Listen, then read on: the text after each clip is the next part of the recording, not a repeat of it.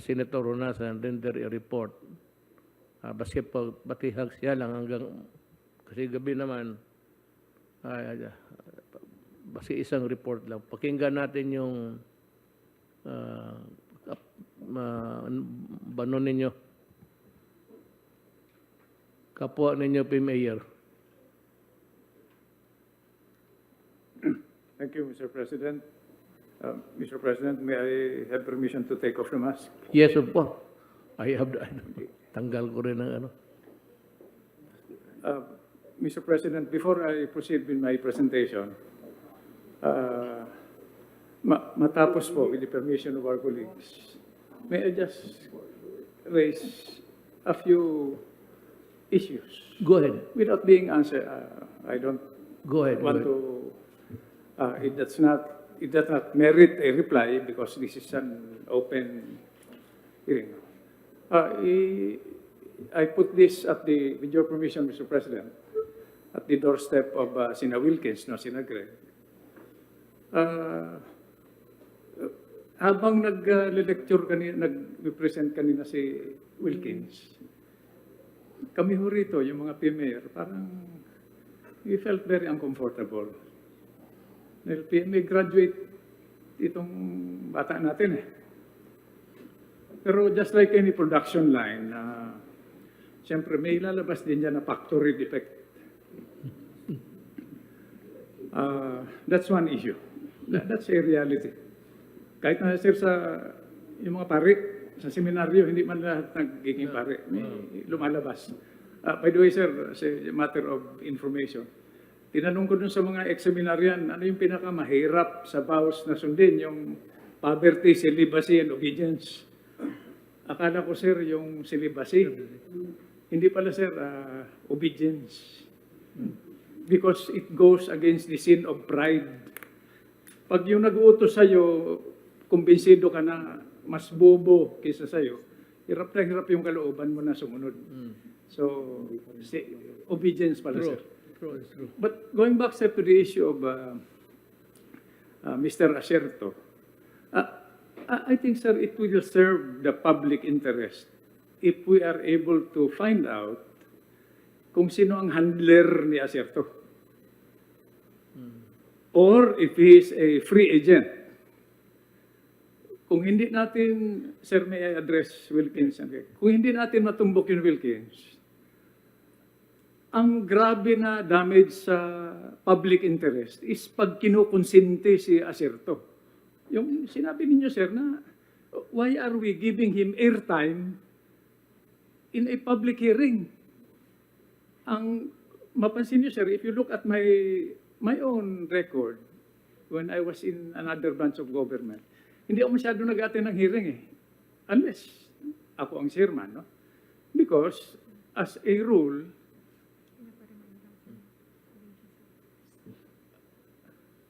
as a matter of personal rule, I am not really inclined to expose our strengths and weaknesses in a public hearing to temporary friends and foes.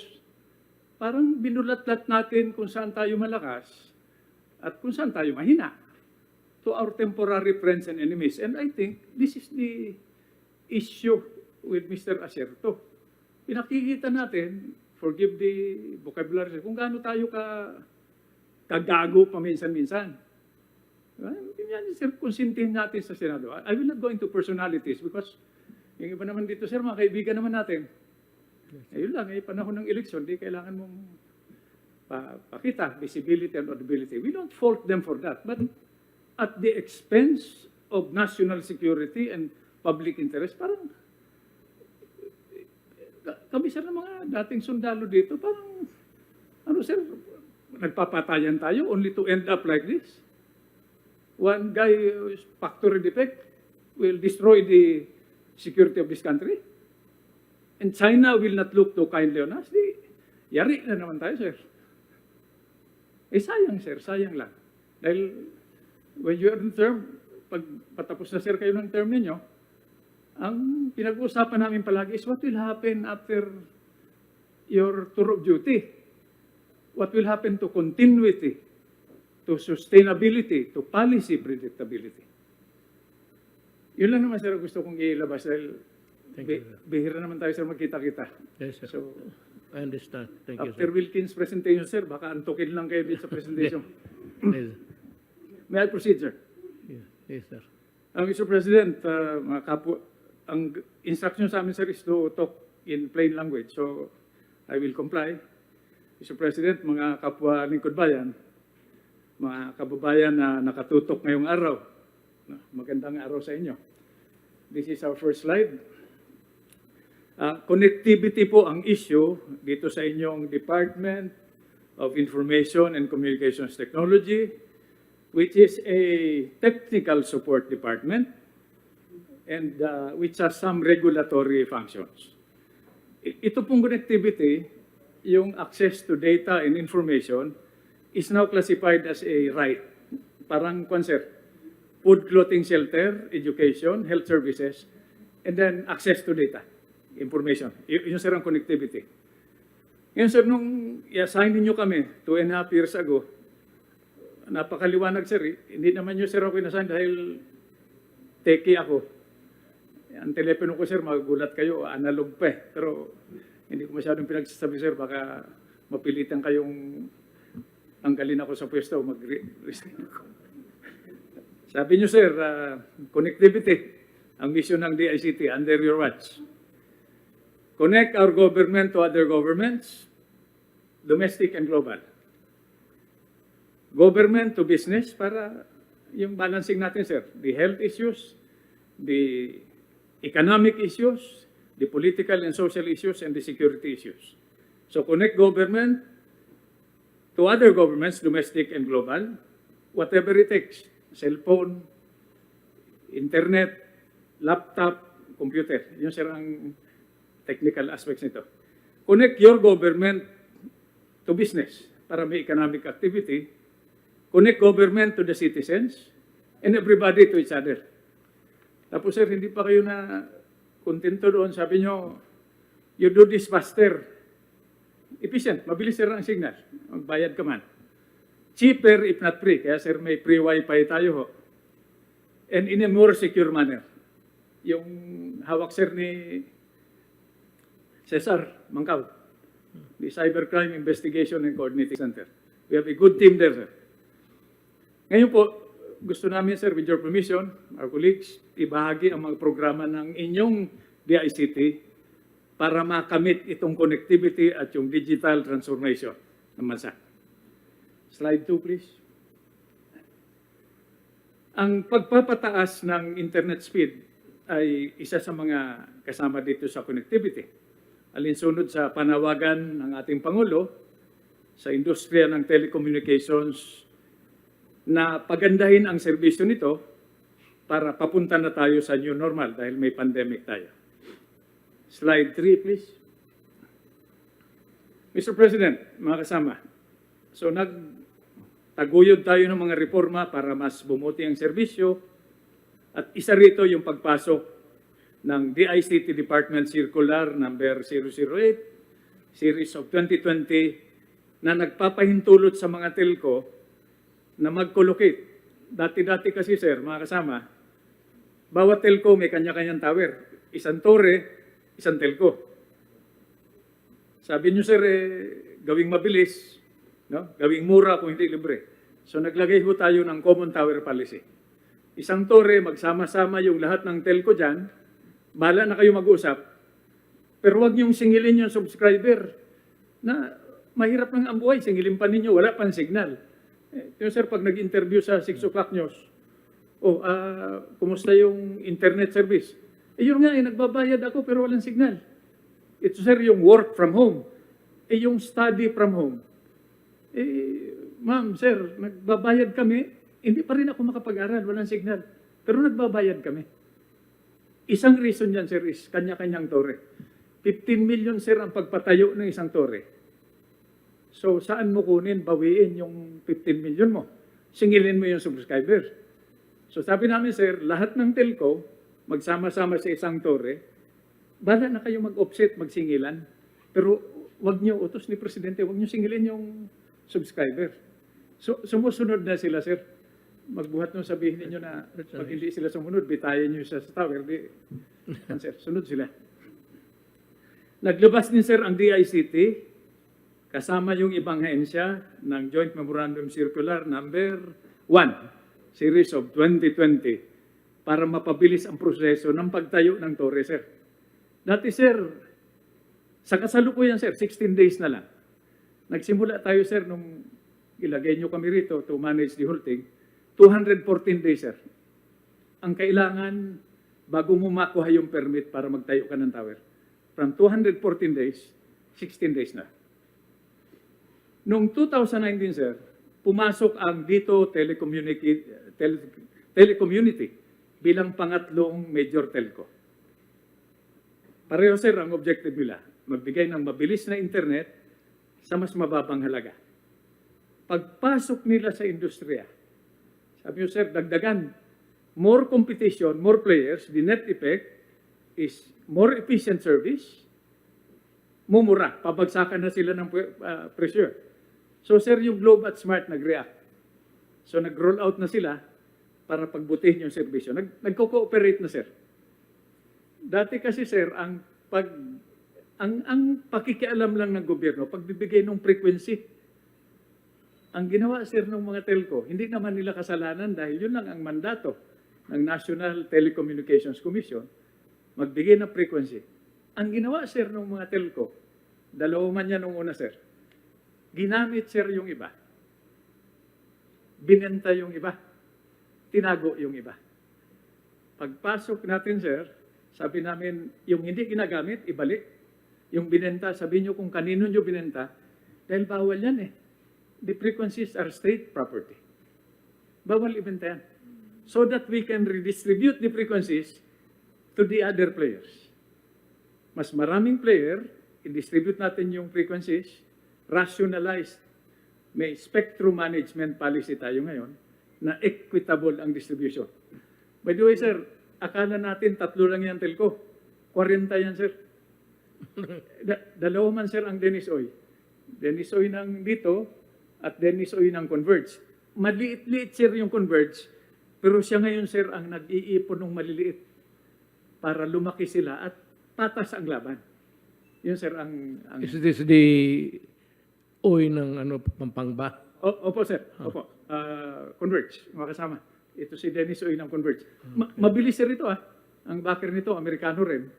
Pero fiber naman sila, sir. Nasa Visayas na sila at nasa Mindanao.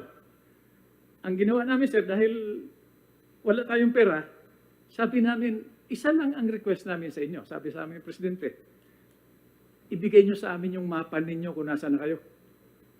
Nasa na kayo? Nasa Visayas, Mindanao, nasa middle mile or last mile, para alam namin kung saan kami kakabit. Para hindi na kami magastos. Hindi na natin ulitin yung ginawa na ninyo. Okay naman, sir. Mapayag naman. Okay. So, yung Globe at Smart, sir, nag-roll out na. Slide 4, please. Sir, nilagay din natin yung Telecom Tower Watch upang mabantayan ang pagsunod sa mga bagong regulasyon natin para sa pagtayo ng mga torre. Ito, dagdag ito sa transparency, but I'll cut through it, sir, para we'll save time. Slide 5, please. Ayon, sir, sa datos mula sa National Telecommunications Commission or NTC, noong July 2021, as of July, nakapaglatag na tayo, sir, ng 980,000 kilometers ng fiber. Globe, Smart at dito. Yung tatlo pa lang yun, sir.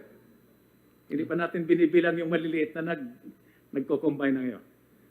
Meron na rin tayong 25,313 na mga torre.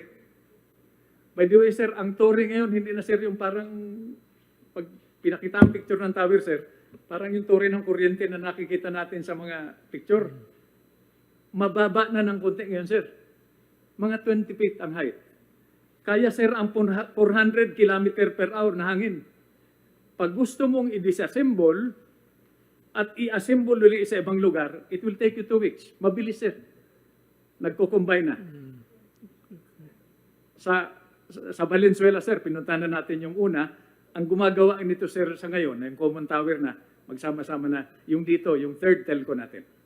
It's only a matter of time before they start using the same platform, no, all the telecommunications company. Mayroon na rin tayo, sir, 25,313 na tower.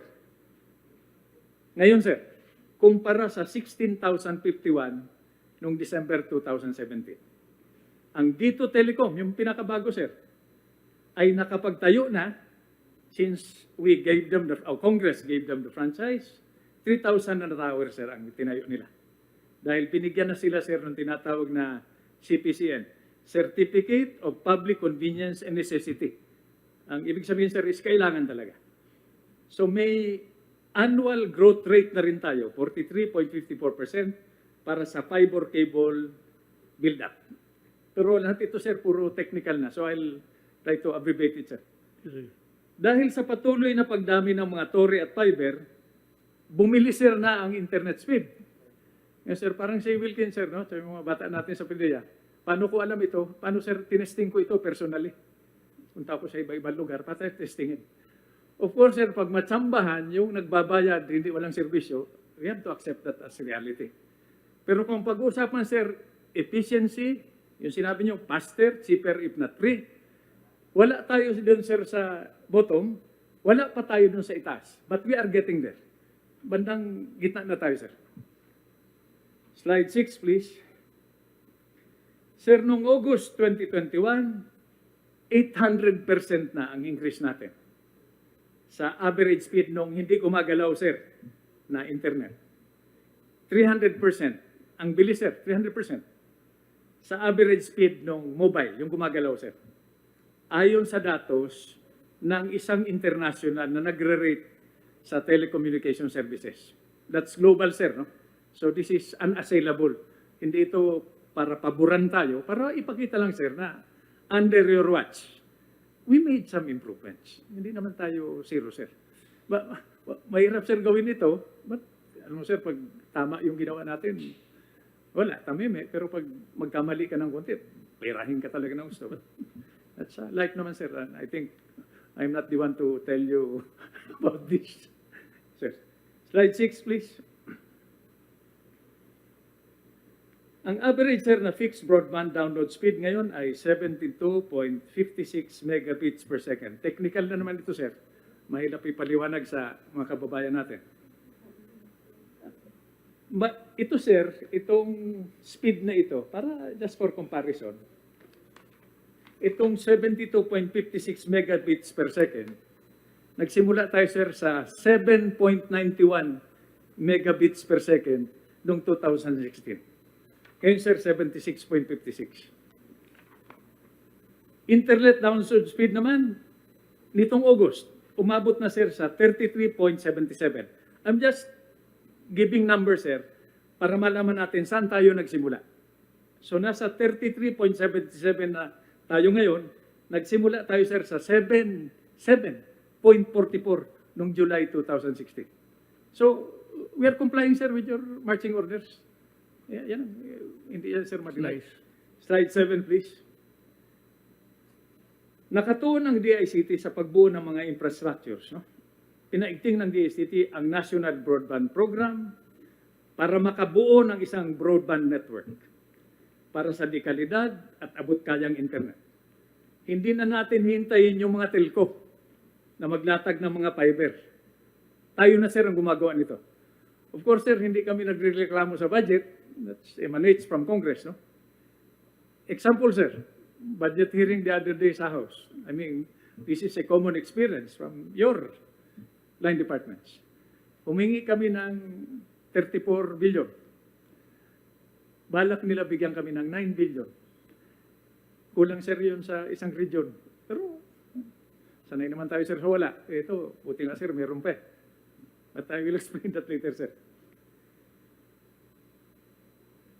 Isa sa mga proyekto na napapaloob sa National Broadband Program ay yung Government Network Project. Dito, sir, sa GovNet, which is to streamline government operations through connectivity, digitizing, 892 na, sir, na ahensya ang kasama dito. Konektado na sa pamagitan ng fiber optic cable. At layunin namin, sir, na ikonekta ang dagdag na 200 na ahensya bago matapos ang 2021. Noong December 2020, ang DICT ay nakapag-ugnayan sa basis conversion. Katabi ko, sir, si Vince o BCDA para sa National Fiber Backbone Phase 1. Ito ay panimula ng pagbibigay ng mas mabilis na internet sa mga lugar sa Luzon. Yun, sir, ito yung maglanding sa Baler, tatawid, papunta dun sa Poro Point. Itong pagtawid, sir, kabit-kabit na tayo. I remember, sir, a few months ago, you called us because of Facebook. Sabi namin, sir, wag na kayo magalit to, negosyo lang yan. Negosyo lang yan, sir, walang politika dyan. Pero pagpasok nila sa teritoryo natin, singilin natin sila. Ano libre? Kami, bawat galaw namin, singil kayo. Pasok kayo sa teritoryo namin. Huwag niyong politikohin itong broadband. Ang problema yan. So, landing kayo sa Baler, tawid kayo up to Poro Point. Pagtawid, sir, di ba? Baler, Amerikano. Galing, sir, sa West Coast nila. Pagtawid, naghihintay naman dun sa kabila yung Japan at yung China. Huwag na natin politikahin. Basta i-connect natin. Kita naman kayo dyan eh. Alam ninyo yan. Huwag tayo maglukuhan. Nakipag-ugnayan kami, sir, sa BCDA para sa National Fiber Backbone Phase. Mas mabilis sa Luzon, sir. Ang DICT ay maglalatag ng resiliency route bilang pangalawang linya ng internet connection na mag-ugnay sa metro cities tulad ng Metro Manila, Luzon, sir, Metro Cebu, at Metro Davao. My dear, sir, Metro Davao, we're not doing this for anybody's benefit. Akalain nila, bakit? Davao na naman. Birada na naman, sir. Hindi, sir. That's where we will connect. It is a product of a serious mapping effort. Kung saan yung sentro, makakabit tayo, doon tayo magkabit. Huwag na intindihan yung pangalan. Kahit saan yan. Basta't may Luzon, Visayas, Mindanao tayo. Doon na tayo, sir, magkabit-kabit. Ang resiliency route na ito ay magpapadaloy ng 10 gigabits. Again, sir, it's technical. Per second sa internet speed. Mabilis na ito, sir, by international standards. Ilulunsad natin ito ngayong September, sir. Kung saan ang internet na makukuha natin sa ibang bansa ay nagkakahalaga ng 9 cents, sir. 9 cents. US cents. Bawat Mbps. Mura yan, sir. Competitive internationally. Slide 8, please. Ngayong pandemya, sir, mas mahalaga ang mabilis na internet connection. Mas lalong pinag-ibayo ng DICT ang pamamahagi ng internet sa pamagitan ng free Wi-Fi program, lalo na sa mga quarantine facilities at bakuna sites. Actually, sir, what we are managing, and we have discussed this under the stewardship of Chairman Duque in the IATF, ang minamanage talaga natin dito sa pandemya is one critical variable, time. Habang mas mabilis, sir, yung COVID sa atin, habol tayo ng habol. Kailangan mas mabilis tayo, sir, sa COVID para makaresponde. Sir, walang expert dito sa COVID. This is all about crisis management at individual, family, community, domestic, and global level. Every day, sir, na nag-meet yung inyong task force, we continue to rebalance the economic and health variables, the political and social variables, and the security variables, sir. Sir, every day yan, nagre-rebalance para walang magutom. Dahil ang fear namin, sir, is, sir, papunta rito ang daanan mo siguro mga 10 traffic light. Makita mo, sir, yung namamalimos. Assuming kalahati niyan sindikato. Pero yung iba talaga, sir, dyan, sir, mga tricycle driver at jeepney driver na nawalan ng trabaho. Pag kumapit ito sa patalim, sir, at nag-decide para wag magutom yung pamilya na pasukin yung mga bahay ng mga mayayaman, patay tayo dyan, sir. In other words, there is no more difference between living and dying. Ang choice mo lang is, you either die fast or die slow. So you take the risk na. Including, sir, the drug problem. Pag kumakalam na yung sikmura mo, di hanap ka ng remedyo. That's the impact of this, sir. That's why your task force, I'm not saying this for Chairman Duque's benefit. I have never seen, sir, alam mo sir, sa edad natin, we have seen other teams in other administrations. I've never seen a more cohesive team as I have been witness to. Ang free Wi-Fi for all program ng DICT ay nakakamit ng 500% increase sa rollout rate ngayong 2020. Mula sa nakaraang 800 average na mga nakabit na site, mula 2016 at 2019, ang DICT ngayon, sir, ay nakapagtayo na ng 4,305 na sites ngayong 2020. Ito, sir, free Wi-Fi. 4,305 na tayo, sir, na free Wi-Fi. So pag nasa ospital ka, sir, may sakit ka, yung pamilya mo nasa Mindanao, makita ka na nila kung paano ka tinatrato ng mga nurse at doktor. So di, kampante ka na. Mayroon na rin tayo ngayong 10,996 na free Wi-Fi sites na nakakabit sa buong bansa. That's our tally as of now, sir. Ito, sir, nagiging issue paminsan-minsan. Slide number 9, please. Yung budget utilization. Sabi sir ng Congress, bakit namin kayo bigyan ng pera? Hindi naman ninyo naubos. Ito naman, sir, ang record natin. Pag procurement, and we are all familiar with that, we front-load it. Ang procurement natin for the coming year. So, sumisipa tayo, sir, towards the last quarter. But we are able to utilize our budget. Let me describe this to you very briefly, sir. Ang inyong DICT po ay patuloy na pinapatupad ang aming mga programa upang patuloy na mailunsad ang digital transformation. Sir, technical na ito. Let me go to slide number 10. Pinalakas din ng DICT ang pagpapatupad ng mga pagpapaunlad ng kakayahan ng mga Pilipino. Nais naming mapalawak ang kaalaman ng ating mamayan sa larangan ng ICT. Slide number 11, please. Noong 2020, inilunsad natin ang Digital Cities 2025 na nilalayong suportahan ang mga lokalidad at palakasin ang kanilang potential sa BPO industry. Noong June 2021, nakumpleto at inilunsad namin ang siyam na Digital Cities Roadmaps. December 2020, nakapagtala ang BPO industry ng total, ito sir, might be important, 1.32 million na full-time employees. BPO sir. Because of our connectivity efforts in collaboration. Convergence ito, sir, private-public partnership. 1.32 million na full-time employees. Noong 2020, nakapagbigay ng mahigit na 26.7 billion US dollars. This can be validated, sir, by Secretary Sani. O nagkakahalagang 1.33 trillion pesos ang industriya ng BPO. Hindi ito, sir, maliit naman. Slide 12, please. Ang Technology for Education, Employment, Entrepreneurs, and Economic Development or Tech for Ed ng DICT ay naglalayong magbigay ng e-learning materials para sa ating mga marginalized sectors. Ngayon, meron tayong 4,745 Tech for Ed centers na itayo.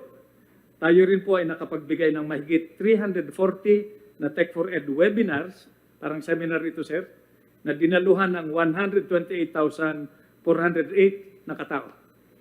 Slide 13, please. Huwag ko kayo mag-alala, sir, malapit na matapos ito. Sa taong 2020, ang DICT ay nakapagsanay ng 183,699 katao sa pamagitan ng ICT training. First quarter 2021, nakapagsagawa ng 151 capacity building activities na dinaluhan ng 36,377 na mga kalaho. Slide 14, please. Ang DICT ay nakipagtulungan sa UP, Technology Management Center, sa Government Chief Information Program. Layunin ng programang ito na mabigyan ng karapatang edukasyon ang ating mga kawani ng gobyerno upang makipagsabayan sa digital world. Ang DICT ay nagtatag din ng Center for Global ICT Training, Certification and Recognition para magbigay ng pagsasanay at mga certificates sa industriya ng ICT. Kasama ang programa ng GCIO ang mga hakbangin na ito ay magiging bahagi ng ICT Academy. Ang ginagawa namin, sir, very briefly is, kumuha kami ng mga bata, qualified, sa iba-ibang ahensya, tinetrain namin, sir. Sir, ang puhunan lang namin whiteboard at saka yung whiteboard marker. 100% na ang passing rate natin. Pagbalik nila sa kanila ahensya, they can begin training their own people para ang appreciation ng government for ICT-driven connectivity becomes higher. They are the future. 100% sir ang passing rate po natin, and eventually we will upgrade our appreciation. Dahil napansin namin sir, alam mo sir, ang gusto ng tao, and we believe also in our build infrastructure development program. Gusto na sir mahawakan na tulay, kalsada. Itong ICT sir, hindi mo ito mahawakan. Maliban lang kung wala kang signal at nagbabayad ka. Doon ka magreklamo. Sir, but normally sir, it's quite. We have to raise the level of awareness of government as a sector for ICT-driven connectivity. This is not a complaint, sir. I'm just sharing this data para we can enhance our convergence efforts. Slide 15, please. Ang DICT ay naglunsad. Ito, sir, yung vaccination certificate. Self-service portal, digital vaccination certificate. Kaya, sir, nahuli ng konti at tinuro yung DICT. Actually, sir, sinisiguro natin na yung datos na ibigay ng local government accurate. Biruin mo, sir, kung gawin mong 23 years old, yung katulad ko na 73 years old, sir, hindi mo bakunahan yun. Patay, sir, ako. This is life and death, sir. Pag mali yung datos mo.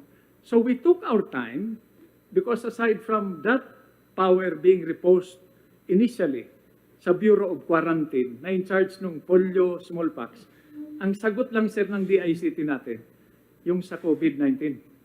Nag-launch na tayo, sir. At encouraging, sir, ang report. We reported this to Chairman Duque already and our colleagues in the IATF. Sir, contrary to perception, again, this is some degree of irresponsible reporting, no? Based on incomplete, inaccurate info. Isa, sir, tayo sa pinakaunang bansa na nagpatupad ng vaccination certificate. Yung Japan, sir, at New Zealand, pinaplano pa lang nila.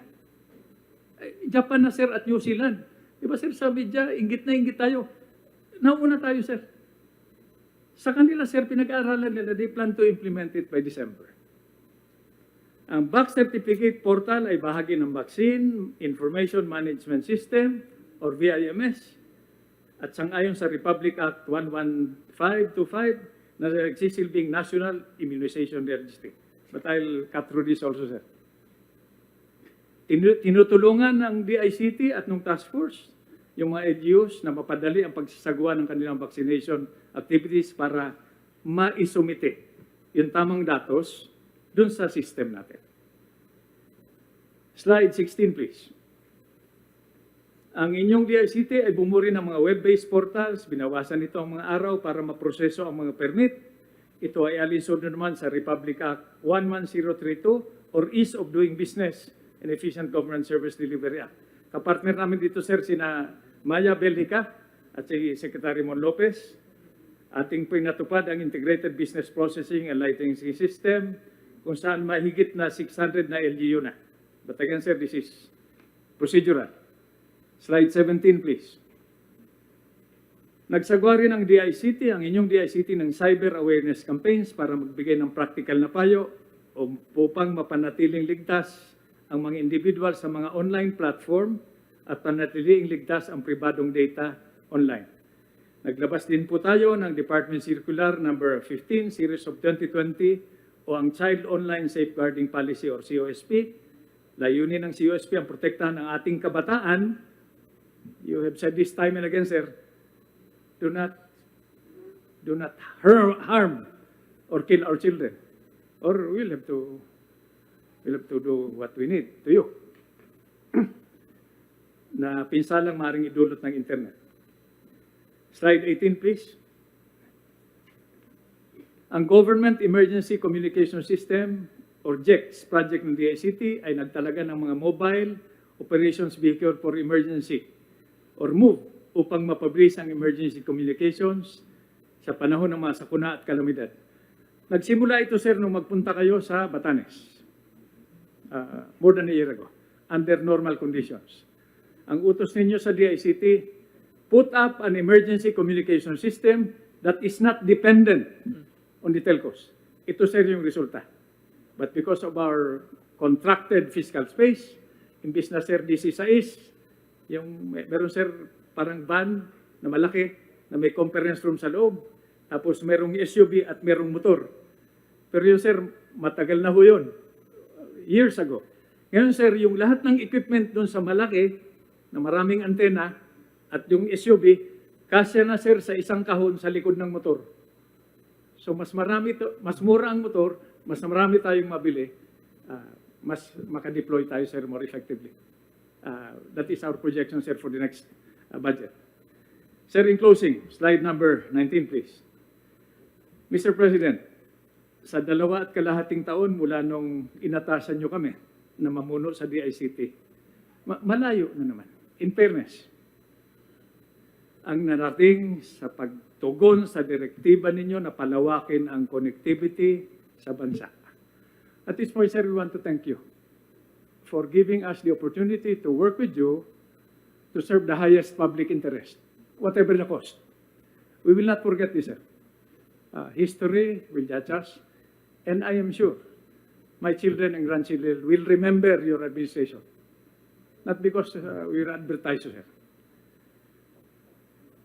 Batid namin na marami pa tayong kailangan gawin, lalo na sa gitna ng mga hamon ng dala ng new normal. Pero ang projection, sir, sa task force, as Chairman Duque said, is baka abutin pa tayo ng 3rd and 4th quarter next year. Higurado, sir, hagip yung eleksyon. Baka, sir, umabot pa ito ng 2023. Patuloy natin gagawin, sir. Patuloy namin gagawin. Ang lahat ng ating makakaya hanggang sa ang lahat ng ating mamamayan, saan man sila sa bansa ay konektado at may access sa internet. So, sa programa natin, we are not going to be voter density driven. We will go for the farthest, the smallest, the poorest. Ang analogy dyan, sir, parang release ng tren. Wala man tren, sir, na kumita by itself. Pag nagkabit ka ng release ng tren, hanggang dun sa pinakamalayo, pinakamalit at pinakamahirap, the railroad will not earn by itself. It's the economic activity on both sides of the tracks that will generate serious development. So pag na-connect natin yung pinakamaliit, pinakamahirap na estudyante o manggagawa from Batanes to Hulo, to Tawi-Tawi, that is serious development which started seriously without patting ourselves on the back during your watch. Ang lahat ng mga pagsisikap nito, again, sir, I will paraphrase you, ay para sa ating pinakamahalaga, our most precious, strategic, and renewable resource. Our next generation of citizens and leaders, our children. Thank you, sir, for listening. It was a very refreshing educational tour of DICT. I would like to commend you for the improvements, the little improvements that we have introduced into this country. We might not be able to deliver all, but at least we made a difference, or as of now, there is a difference between yesterday and today. So thank you for that sacrifice. Thank you for the toil, the tireless toil of governance. And we hope that you will succeed now and in the future. Salamat, Greg.